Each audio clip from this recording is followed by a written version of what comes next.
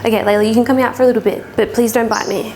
Hi, I'm Katie and welcome to my channel. I've got my 2 6-foot African cichlid tanks here, and I've had this one set up for almost 2 years now, over 2 years actually now. Wow, time is flying. And then this one here has only been set up for a couple of months. This is Malawi cichlids, this is Tanganyikan cichlids. I thought I'd just do a little bit of an update really on the tanks and how they're going. A few people are interested in hearing about how the Tanganyikan cichlids are going, and they are actually going very, very well. In fact, they are going a lot better than my Lake Malawi cichlids at the moment. There's a competition at the moment that you can enter to win an FX6. It's being drawn on the 22nd of December. I'll put the link in the bio for how you can enter with Aquarium Central. If you're interested in checking them out, I just did a video last week as well that I will also link in this video. And if you're in Australia, you can get $10 off any cichlid. So that's African, American cichlids as well, using the voucher Katie Cichlids on their website too, which is really nice of them to do. If you're enjoying my content, don't forget to subscribe as well. It really helps showing your support. You can even hit that little bell icon so you get notified each time I upload a new video. All right, let's get into the video. So this tank here, I believe, has an outbreak of gill flukes. This is not something that is new to this tank. I've dealt with gill flukes before in the past. There's something that most tanks are going to have them in there, but then you might get an outbreak if you do something that stresses out the fish. So that can be like adding new fish, just not keeping up with maintenance as well as what you probably should have, which, because I've been busy, I ended up getting a little bit behind in maintenance for this tank, which wouldn't have helped. And I've put some pothos in here because I noticed a difference that it made with the nitrates on the Tanganyikan tank, because I've got some in the sump, and I was like, this is too good. The nitrates are staying so low. Granted, much smaller fish, so a little bit of a smaller bio load than this tank. But overall, like, you can probably see that most of the fish in here are good and they're healthy. I do find that around summertime, when the water gets warmer, something changes too. I see a little bit of an increase in aggression. I have had this happen now each year around this time. I always end up with a couple of fish deaths in this tank from aggression. So it's possible that that's also one of the stresses that might have caused this. And it is summer here in Australia, so my temperature of this tank is like 28 to 29 degrees just because of the general room temperature. And that actually speeds up the life cycle of flukes. What I will do is I will give you a close-up look of the fish that is really making me think that this is a gill flukes problem. What you'll see with this fish is that it is breathing very heavily. So you'll see that its gills are quite swollen and visible. Its mouth is going really fast compared to some of the other fish that are showing a more relaxed, kind of normal breathing pace. And you can see that rapid breathing when a fish is being chased or when they're excited about food or something, because it's kind of like a human, like hyperventilating. But what you will also see it with if there is something that has damaged their gills as well. So that could be like ammonia poisoning, it could be gill flukes, it could be internal parasites, really anything that has taken a hold and is making the fish unhealthy can cause that issue with breathing as well. There's not a lot of veterinary care around fish. There's not many people that take their fish to the vets, and we're often just using Dr. Google to diagnose things and try and work out what's going on. So it's not the best science. And in terms of medications that you can get, really you get methylene blue, I think it is, or malachite green. I probably said that wrong, but that's for getting rid of ick, like white spot disease, which is one of the ones that at least is very obvious when it hits your fish, because you see all the little white dots from the parasites holding onto the fish.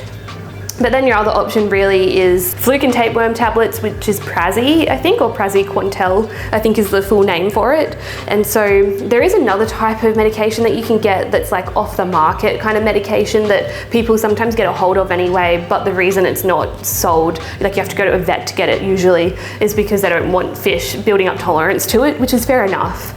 And you know, that's why I don't normally medicate my fish unnecessarily. It's only if I really see that there's a couple of fish that are dying off or one's really unwell. I did lose my redfin cadengo, which was a beautiful fish. I never would have expected to lose that fish because it was huge. It was like the size of the Venestus and always very healthy. So that was a huge shock to me.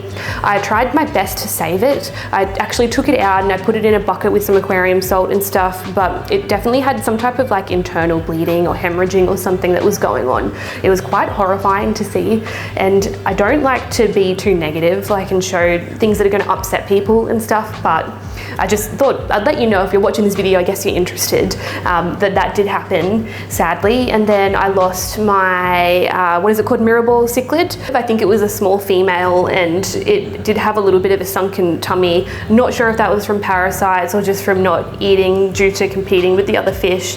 But if I always knew if one was going to go from any type of disease, that it would be one like that first. So that really didn't surprise me, but to have my redfin Cadengo go, that really upset me. And well, it was upsetting for both of them to go, but it just surprised me, I guess. The only other time I've ever treated for gill flukes was like a year and a half ago when I had the same kind of issue. This one is breathing kind of quickly, and then I just want to compare it to maybe like Bart here, who has a more kind of relaxed breathing pace. Most of these other fish, like you'll just see that if you look at their mouth, like even this one here, this darker electric blue Frieri, we're not seeing like super rapid breathing.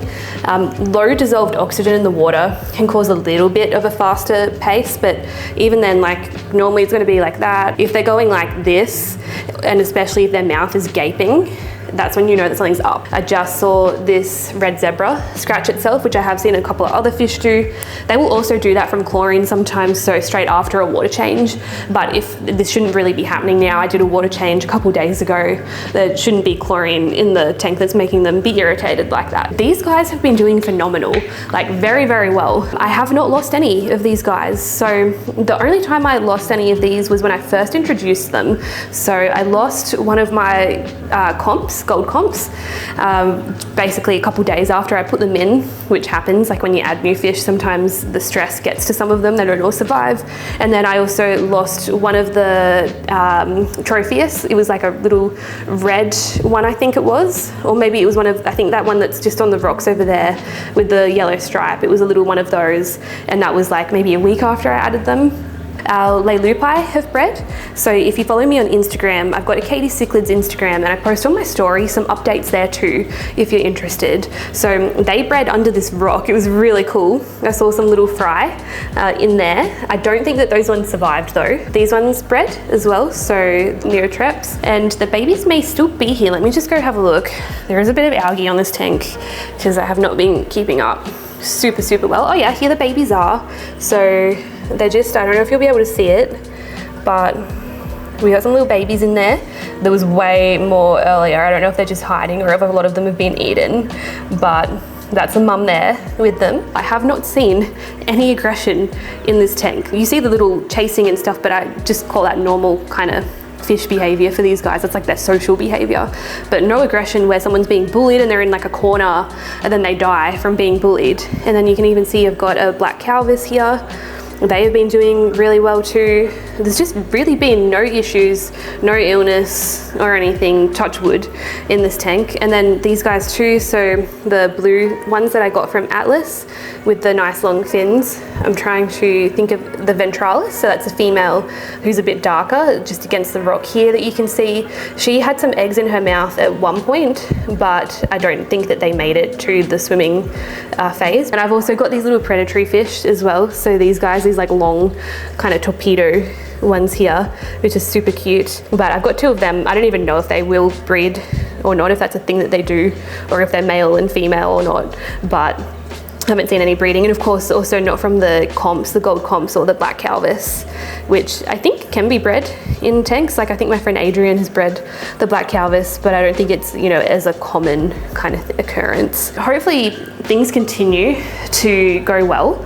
I think that what's helped them to go well is that I added them all when they were quite small as babies, and then they've got lots of hiding spots and stuff like that. So that's probably helping them just to be peaceful.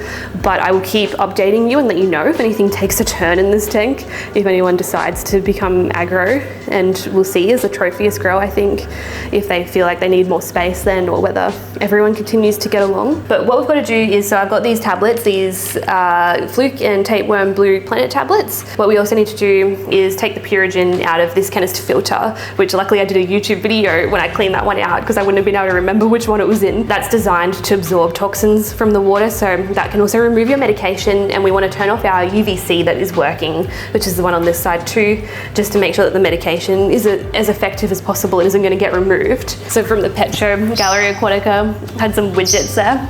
but look how cute these are. So I got, let me just make sure it's focused, this is important. So I got a little flounder, I got a little layla from my parrot, cuttlefish. Oh, they're so cute. All right, so let's take this guy outside. And what I might do as well, this just reminded me, is I should take this pothos roots. I'm gonna take the pothos out for the treatment just because I don't think that the plant is gonna appreciate that. I literally only just put this in here. Just got an irrigation system in the garden that this is connected to this hose. So the pump then pumps it into the garden and into a drain as well. And so I use that where it comes out on the end to clean my filters and stuff like that. All right, that is good. We are flowing out.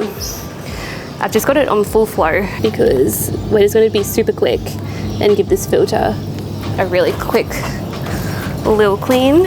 And we're leaving our Purigen out so we can keep that somewhere to pop it back in another time. I normally use Prime for dechlorinating, but I've run out of my Prime. So this is probably a good time to say thank you to API, who sent me some dechlorinator and some food and stuff recently. So I really appreciate you guys sending that. Let's use this instead, test it out, see if it works like the Prime does, which I'm sure it will. It seems pretty similar. It was literally 2 capfuls, so about 20 mils to treat my tank.